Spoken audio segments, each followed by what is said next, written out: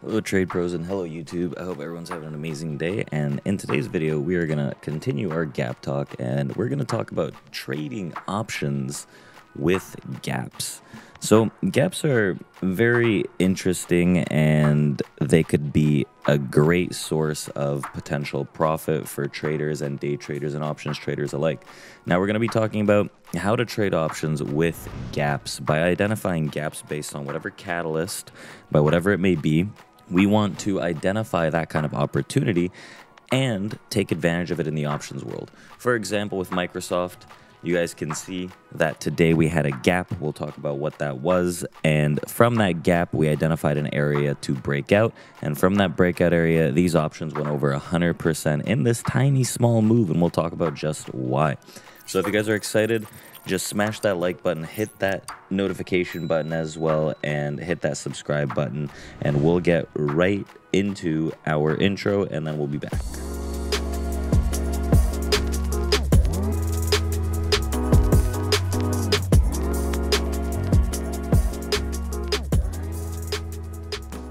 So let's talk about gaps and let's talk about options. So typically gaps come from some kind of news related source, right? So in terms of this news, we got a Microsoft gap that happened here. And this Microsoft gap was due to the news that there's going to be a $60 billion share buyback in Microsoft. And that's what started this catalyst to the upside. Now, it's not only that you see a gap and you get excited and you start buying everything and you buy options and you're rich overnight, right? It's not how it works. Typically, what you want to do is wait for this gap to actually confirm that there is either upside or downside, depending on which gap forms, right? What kind of potential there is in the actual individual name itself. So the best way to do this is identifying a prior resistance or support area that you'd want to break out, right? Obviously, if you bought Microsoft right off the open, that's the best thing to do because then it went like crazy, right? But you don't know that that's going to happen, right? It's just a shot in the dark when you do things like that, especially in options, because they could turn against you a lot. Now, in this circumstance, what we got is we had a very important level, right? If you go to our 1 hour chart, why do we have this important level? This important level came from a while back and from our volume profile areas right here. So we identified an area that was prior resistance, right? You can identify it in this circumstance too, where you can draw like a trend line connecting the peaks here, right? The peaks that we had. So maybe that area would break, but I like to do it based on the volume profile where you can see the ledge drops off, right? So if we rewind this just a little, get rid of that gap stuff, and you can see, okay, where does the ledge line up in this circumstance, right?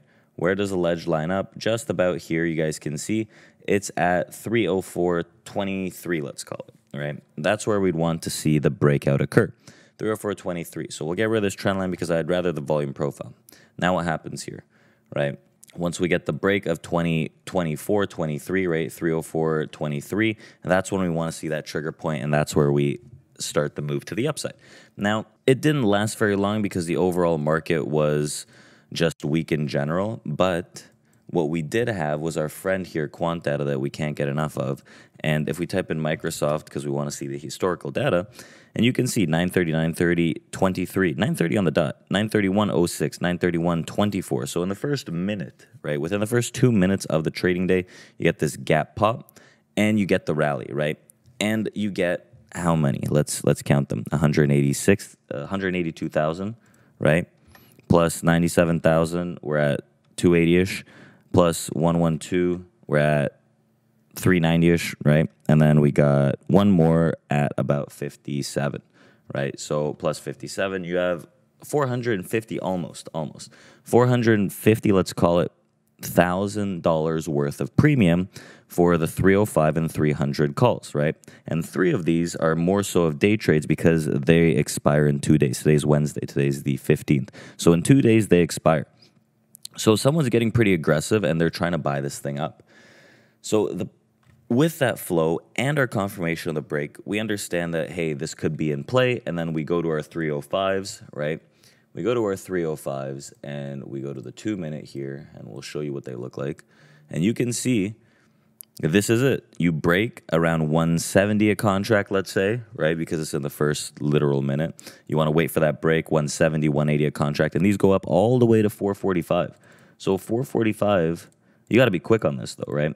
That's why we have brackets divided by like 170. It's 160% on that first break, right? Thanks to quant data and thanks to the power of technical analysis. So combining those two, we had a great trade idea right off the open almost. So if you guys want a discount link for quant data and use that service, we got it in the bio below, in the link below in the video, and you guys can go and check that out. But when we trade options with gaps, we typically want to look for options that have a little more liquidity, that we could get in and out very fast for just day trades, right?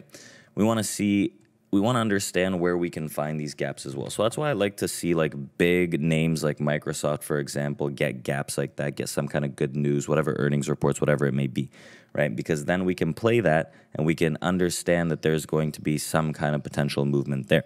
So I like to typically play gaps only if there's some kind of big catalyst involved, right? So Microsoft yesterday did get a gap, but the catalyst was on some of the inflation data that just brought the whole market up. That's not necessarily something I want to do. I want to make sure that the individual stock name itself has some kind of catalyst and some kind of news so we can play it on the options front. Now, whether it's earnings, right? If you look at a stock that had earnings recently and you're doing a post-earnings play, then there's potential for that, right? So let's find a different one. Let's find one that had an earnings play and had a gap based on that earnings, and we can break down what had happened. Ideally, it was more recently. Maybe we can look at some flow because I don't know how far back I can look at the flow. But typically when you get those gaps based on a catalyst, you'll get that kind of nice movement. So for example, I think Lowe's was one of them. Let's see. So Lowe's, you can see this was the earnings report here, and I think it was pre-market August 18th. So you can see Lowe's gaps higher, right? Now what we could do is say, you know what, I want to play it safe and I want to just wait until we can just push above this resistance if we can, right? Because we already gapped higher above this prior lower gap. Maybe we just want to wait until 194, 195 break, 194.95, let's say. Maybe we want to wait for that break. And then if there's a lot of flow coming in on quant data, I'm not sure if we can revisit that. Let me check. If there's a lot of flow coming in, then it's possible for us to find that more extended move. So we have our resistance area. Just because there's a gap doesn't mean that there's going to be a potential mover, right? We have that catalyst, right? And we want to play this. So if we go here, the 5-minute chart on lows, and yeah, okay, there's a decent move already, but it happens very quickly, so we only have to wait about 15 minutes. Once this threshold is crossed and our trigger area is crossed, you can see where the volume dies off, right? Once that trigger area is filled, 194, like 60 even, that's where we look to enter our options, and that's where we get in our weeklies if this is going to be a day trade, right? Depends on which day of the week this is, but if it's on a Friday or a Thursday, go to next week's for expiries. So there's not only the opportunity to play gaps on catalysts. Catalysts are typically better, but there's also the opportunity to gap fill. So when you see a name that's recently had a pretty drastic gap and we're coming back into it, right? We're coming back to fill the gap. And this is perfect for options. This is the ideal options play because when you gap fill like this, you get this crazy strong move that's trying to fill that gap. And on an option, that increases the opportunity of profitability much, much higher. And these are very profitable trades. And they're very easy to maneuver too because you don't have to kind of guesswork where the breakout and the alert should be set because it's literally at the peak of the gap. So if the gap has a wick, this is where we want to break out. This on Peloton. A few days ago, we did this in our live trading room together with our team. And we just waited. We waited for that gap to start getting filled. You guys can see where that gap was. This was a post-earnings gap. And we just wait to see where the gap gets filled, and we're getting long. We're just pumping calls into this thing. So at that point, you probably saw a lot of quant data calls coming in, right, for Peloton, and we filled that gap. This is a very typical post-earnings, right? If you don't get the earnings move the day after, if you get a large gap to the downside or the upside, right, rather the downside. If there's a nice big gap to the downside, you can wait for that area to come back in, right?